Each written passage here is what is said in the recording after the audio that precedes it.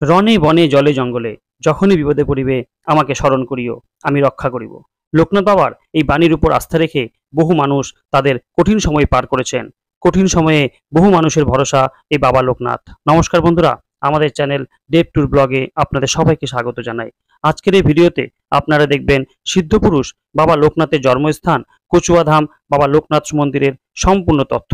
তবে বাবা লোকনাথের জন্মস্থান কচুয়াধাম নাকি চাকলাধাম এই নিয়ে দ্বিমত আছে। সেই বিষয়ে আমরা আজ গেলাম না, চলুন ভিডিওটি শুরু করি। প্রথমেই বলি এই কচুয়াধাম মন্দিরে কিভাবে পৌঁছবেন।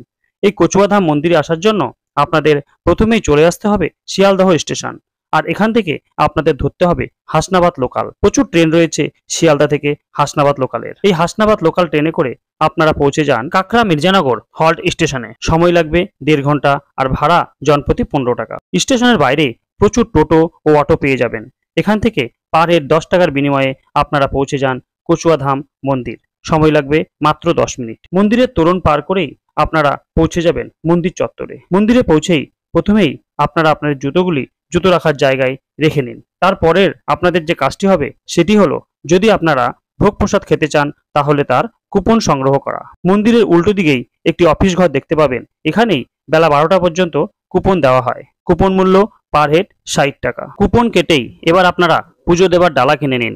মন্দিরের বাইরে ও ভিতরে রয়েছে প্রচুর ডালা প্রসাদের দোকান। এখান থেকে আপনারা 31, 51, 101, 151, 201 বিভিন্ন দামের ডালা পেয়ে যাবেন। মন্দির চত্বরেই দেখতে পাবেন বিশাল এক পার্কিং এর জায়গা। আপনারা যারা কলকাতা বা তার আশপাশ থেকে গাড়ি বাইক নিয়ে এই মন্দিরে আসবেন তাদের গাড়ি পার্কিং এর কোনো অসুবিধা হবে না। মন্দির চত্বরেই একপাশে দেখতে পাবেন দুধ পুকুর। এই পুকুরের জলকে খুবই পবিত্র মনে করা হয়। এই পুকুরের পাশেই একটি আলাদা করে মন্দির করা আছে, যেখানে বাবা লোকনাথের একটি শ্বেত শুভ্র মূর্তি রাখা আছে। এই মূর্তিতে বাবার মাথায় জল ঢালার ব্যবস্থা আছে।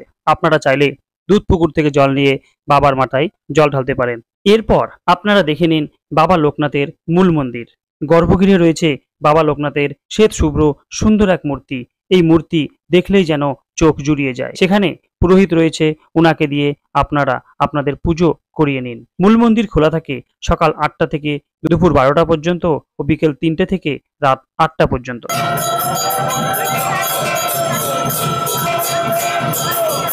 পাশেই একটি ঘর রয়েছে ধূপকাঠি মোমবাতি জ্বালানোর।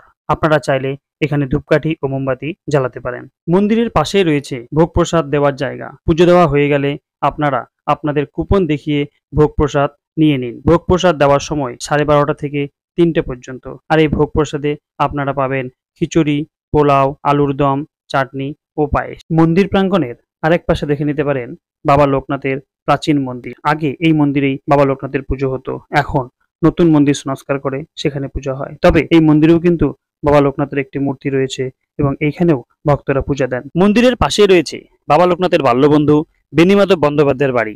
আপনারা চাইলে এই বাড়িটিও দেখে নিতে পারেন। ও আরেক পাশে রয়েছে বাবা লোকনাথের গুরুদেব শ্রী ভগবান গাঙ্গুলির বাড়ি। আপনারা চাইলে এই বাড়িটিও দেখে নিতে পারেন। আপনারা যদি সারাদিন এই মন্দিরে কাটান, সেই ক্ষেত্রে সকাল 11টার মঙ্গল আরতি ও সন্ধ্যা 6:30টার সন্ধ্যা আরতি দেখতে কিন্তু ভুলবেন না। আশা করি এই ভিডিওটি দেখে কচুয়াধাম বাবা লোকনাথ মন্দির যেতে আপনাদের কোনো অসুবিধা হবে না। ভিডিওটি ভালো লাগলে একটি লাইক করবেন, চ্যানেলটিকে সাবস্ক্রাইব করে রাখবেন ও বন্ধুদের সাথে শেয়ার করবেন। জয় বাবা লোকনাথ।